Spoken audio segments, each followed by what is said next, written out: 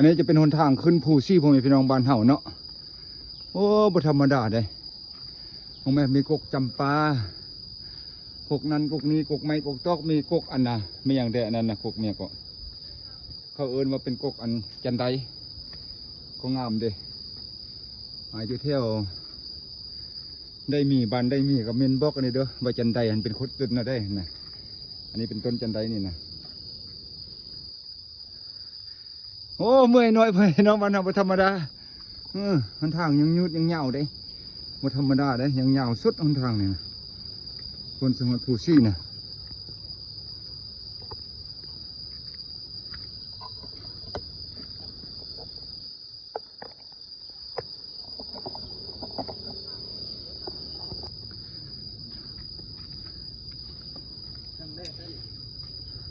ครั้งแรกในชีวิตโอ้อันนี้เป็นครั้งที่3แล้วมือกองผู้นึงว่าเป็นครั้งแรกในชีวิตเนี่ยมือกองนะบ่เป็นยังก็จะมีครั้งต่อไป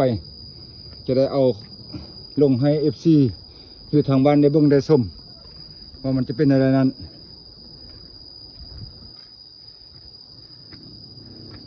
อันหน่วยงานผู้นึงติดอันอาจารย์ตัดต่อวิดีโอนั้นสว่าโอ้บ่ทันแล้วเดี๋ยวนี้นี่นะตัดต่อภาพตัดต่อวิดีโอ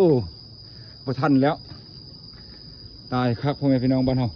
โอ้เรียบเบิ่งทางลุ่มมันเกือบตายเมาหัวแองแม่งเอาม้อยจะฮอดแล้วจอมมันนะ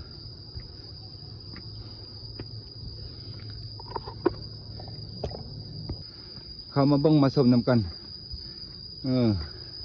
เบิ่งแม่คันใดนี่จักคันกับบ่ฮู้แล้วคันใดนี่นะหลายคันตัวพ่อแม่พี่น้องบ้านเฮาเนาะเอามีเราได้เพื่อเข้ามาก็กดไลค์กดแชร์กดติดตามไว้พ่อแม่พี่น้องบ้านเฮากดติดตามไว้เด้อบนมันคักนะ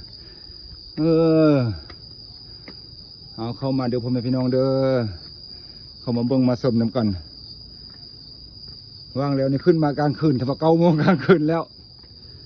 บ่มีบนได้จะเป็นความม่วนความซื่นอันนี้บรรยากาศสดๆอยู่ที่จอมภูซี่มหอดภูซี่แล้วพ่อแม่พี่น้องบ้านเฮาเมื่อยพอสมควรเพราะได้ไปได้มาทำบุญทำทานเอานกเอานู่นนี่ไปปล่อยให้มันมีชีวิตอยู่หลอดมาพี่มือกองมาทางพี่โตกระนักกระหน้ามันเมี่ยงขังแกอันภูซี่นี่จอมมันอยู่พี่แล้วเนี่ยจอมภูซี่แล้วนี่นะโถบ่ธรรมดาเนี่ยจะมีบนนั่งลิ้นนั่งชมวิวธรรมชาติเขามายืนอยู่จุดนี้มันเห็นมดฝากนั้นฝากเสียงแม่นเมืองจอมเพชรก็ว่าไปเราเห็นมดทุกอย่างทั่วนครหลวงเวียงจันทร์เฮลโลสบายดีFC โอ้ยเบิ่งอันอยู่แถวอันนี่ระวังเด้อขึ้นในกลางค่ำกลางคืนมีความระมัดระวังสุดแหละเนี่ยตัวนครหลวงพระบางพ่อแม่พี่น้องบ้านเฮาก็พอประมาณนี้โธ่นี่บ่ธรรมดาแล้วพ่อแม่พี่น้องบ้านเฮาเบิ่งรถถ้าว่าคันยนต์มาเนี่ยถือว่าแสดงว่ายนต์เนี่ยต่ำกว่าเฮาอีก